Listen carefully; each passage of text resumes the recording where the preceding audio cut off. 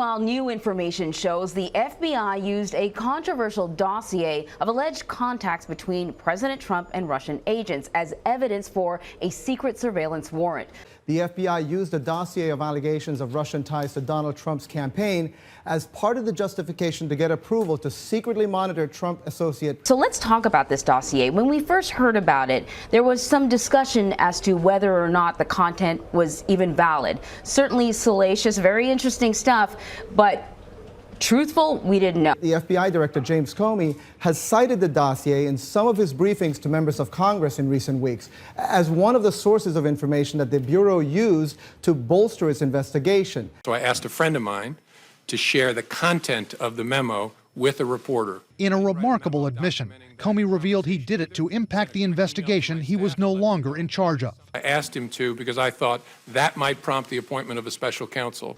The 35-page dossier details some of the most explosive allegations now under investigation by special counsel Robert Mueller. The 35-page document alleges the Trump campaign colluded with the Russians and includes uncorroborated, salacious allegations about Trump himself. We already know that the part about the coverage that they have on him with sex actions is supposed to be true. CBS News confirms the Democratic Party and Hillary Clinton's presidential campaign helped pay for controversial research into President Trump's ties to Russia. Maggie Haberman of the New York Times eloquently puts it, folks involved in funding this lied about it, and with sanctimony, for a year.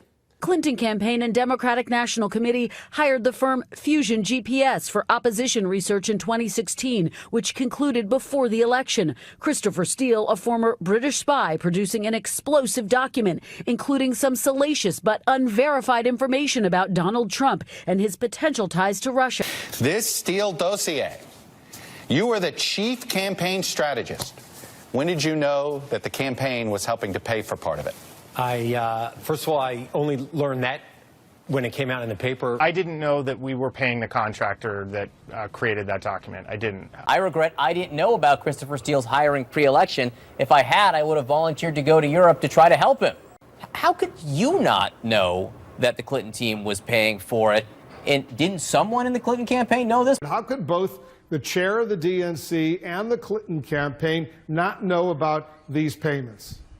I really do think that the committee is going to have to get into this, determine just exactly what happened, who knew what, and when. And I don't care who they run across, as long as we get to the bottom of it. But do you see these things, Senator, as equivalent of the Hillary Clinton campaign, looking for dirt from Russians and Russians offering dirt to the Trump campaign? If you're asking about the dossier, that was funded by a conservative. In July, to our colleague Anderson Cooper, you said, quote, there's a difference between going out and hiring opposition firms that work in the United States of America and going on and soliciting information from a foreign national. Christopher Steele, who compiled this dossier, was a foreign national. Brian Fallon, Clinton's former national press secretary, tweeted, if even a shred of that dossier ends up helping Mueller, it will prove money well spent.